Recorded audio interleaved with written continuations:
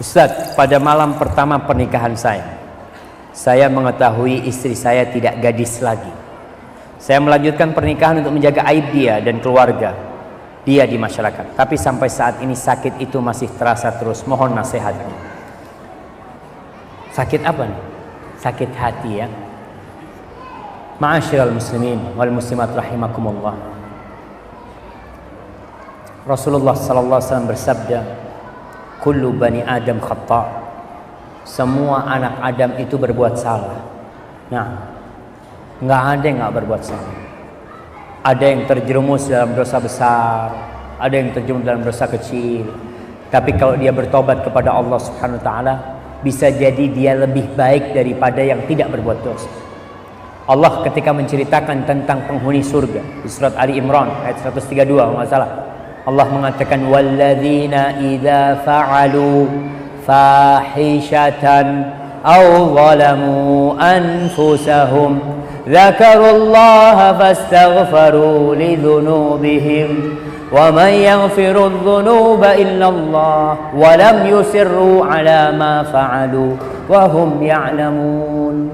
Kata Allah Subhanahu wa taala, penghuni surga adalah orang-orang yang ketika mereka berbuat dosa, fahisyah, dosa besar, zina mungkin dia melakukan, atau mereka melakukan dosa-dosa kecil, mereka ingat kepada Allah, mereka kembali kepada Allah Subhanahu wa taala dan dia berhenti berbuat dosa, tidak melanjutkan dosa-dosa itu, maka dia akan menjadi penghuni surga. Kalau istri kita tidak perawan lagi, mungkin karena dia dulu ya pergaulannya nggak benar, atau mungkin dia diperkosa, dia ditipu macam-macam, kemudian istri kita bertobat, cukup.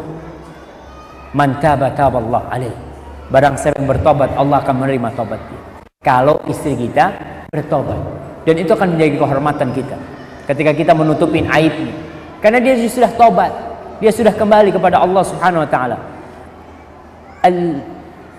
Al-Imam Ibnul Qayyim rahimahullahu taala, dia menjelaskan tentang ucapan seorang salaf. Sebagian salaf mengatakan, yang artinya ada dosa yang memasukkan hamba ke surga, dan ada ibadah yang memasukkan hamba ke neraka.